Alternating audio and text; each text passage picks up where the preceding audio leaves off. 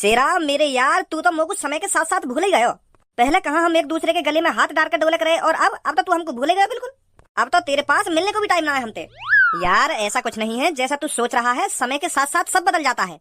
जब हम कॉलेज जाया करते थे उस टाइम तो हम फ्री रहते थे, इसलिए एक दूसरे के गले में हाथ डालकर डोला करते थे। और आज कहाँ किसी के पास टाइम है। और तेरे को तो पता ही है मेरा कितना बड़ा कारोबार है, कितनी सारी कंपनियां हैं, तो तू ही बता मेरे को घूमने का टाइम कहाँ से मिलेगा। और फिर भी देख ले, मैं तेरी राजी खुशी पूछने 1-2 महीने में 1-2 बार तो आ ही जाता हूँ। हाँ ये बात तो बिल्कुल सही बोल रहा है तू शेरा, इस समय किसके पास घूमने फिरने का टाइम है। अब जिम्मेदारी ही इतनी हो गई है हम पर। पैसों की टेंशन, अपने बालक बच्चों की पढ़ाई की टेंशन, अपनी वाइफ की टेंशन, और तो और घर के खर्चा पानी की टेंशन। मेरे ऊपर तो टेंशन ही टेंशन है। पर यार शेरा, तेरी जिंदगी बढ़िया है, तेरे को तो टेंशन लेने की जरूरत ही नहीं है। तू तो टेंशन फ्री ही रहता होगा, क्योंकि तेरे पास पैसा ही इतना है। और जिसके पास पैसा होता है तो उसको टेंशन लेने की कोई जरूरत नहीं होती। टेंशन फ्री रहता है वो बंदा हरदम, जैसे तू। ये बात तो बिल्कुल गलत बोल रहा है तू यार। हाँ, चाहे किसी के पास कितना भी रुपया पैसा हो, उसको अपने घर की और अपने बालक बच्चों की हमेशा ही फिक्र रहती है। उनको हमेशा इस बात की टेंशन रहती है कि मेरा बच्चा आगे चल के कुछ कर पाएगा या नहीं कर पाएगा। मेरे को भी अपने बालक बच्चों की बहुत फिक्र है, और सबसे ज्यादा तो सबसे छोटे की फिक्र है, क्योंकि वही है हमारे घर में नालायक, जिसकी रोज बाहर से शिकायतें आती रहती हैं। मैंने तो मन में सोच रखी है, अगर मेरा छोटा लड़का सुधर जाए ना तो मैं अपने पूरे मोहल्ले में लड्डू बंटवा दूंगा, लड्डू। बहुत परेशान हूँ मैं तो उसको लेकर। अरे शेरा, हर एक घर की यही कहानी है, हर एक घर में एक शैतान बच्चा तो जरूर होता है जो बहुत शरारतें करता है।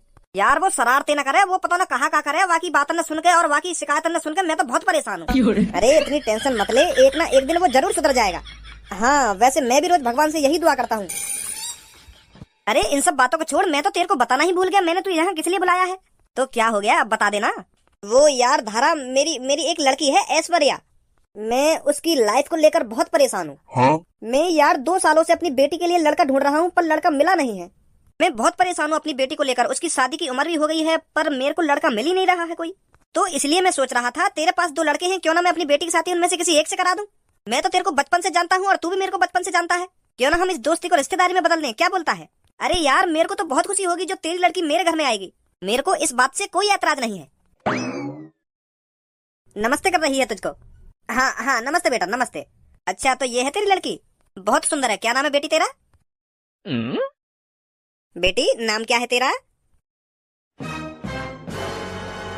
अरे बेटी, मैंने तेरे से तेरा नाम ही तो पूछा है, रो क्यों रही है? अरे वो क्या है ना, मेरी बेटी बोल नहीं सकती। ये बचपन से ही ना कुछ बोल सकती है और ना ही कुछ सुन सकती है।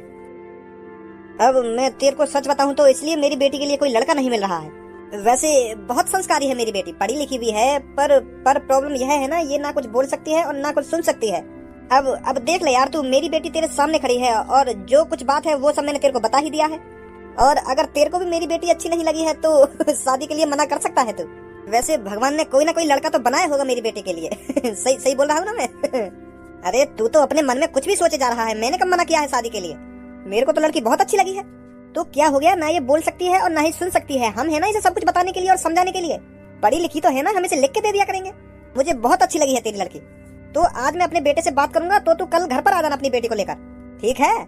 हाँ ठीक है। तो अच्छा मैं चलता हूँ, मेरे को अभी बहुत काम है।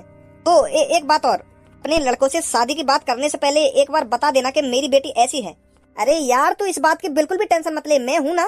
अगर मैं इस शादी के लिए राजी हूँ तो मान ले मेरा बेटा भी राजी है। तो ठीक है, मैं चलता हूँ, कल बात करता हूँ तेरे से।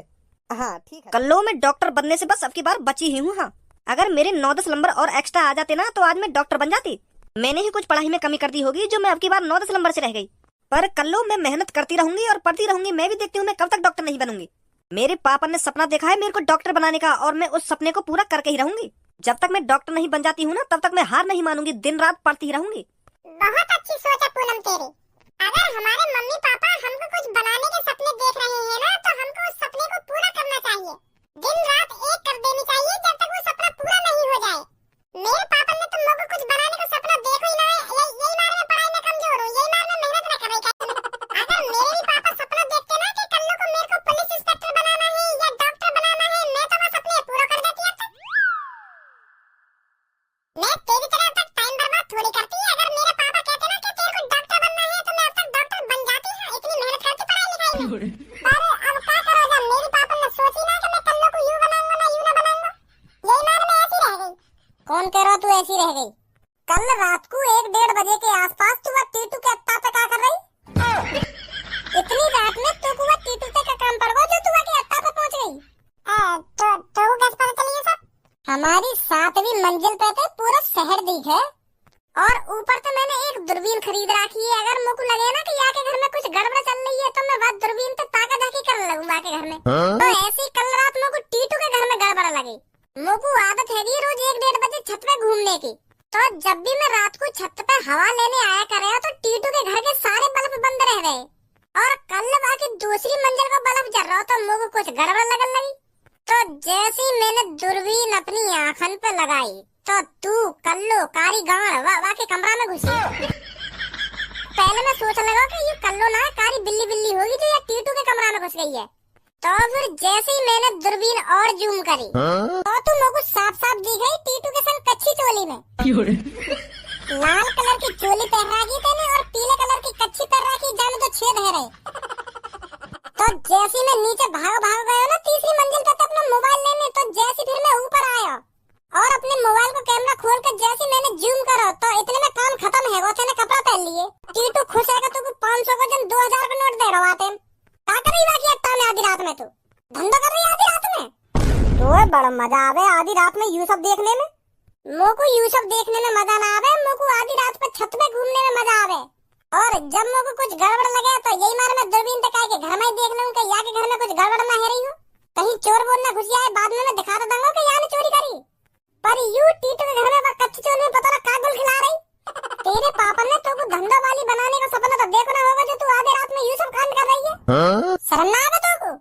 बहुत देर रह गई, बहुत देर तक सुनी ना तेरी बात ने। अब ये मुंह बंद करना, सुनी? शर्म ना आई तो तू एक लड़की बदनाम कर रहा खुले में।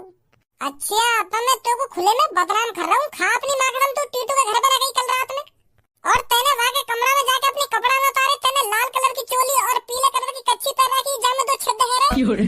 हमारे कसम तेरे ये सब न करा। और वहाँ के बाद का तो सीन मैंने मिस कर दिया मोबाइल लाने के चक्कर में। अगर मैं वहीं पे खड़ा है दूरबीन से देखता रहता ना तो सब बता देता है क्या करो वहाँ के संग। और एंड में तेरे जन 500 का जन 2000 का नोट लियो टीटू पे। अब क्या ना लिया मैंने नोट? नोट खाना खा के झूठा इल्जाम मत लगा बच्ची, हमें बता रही है तू।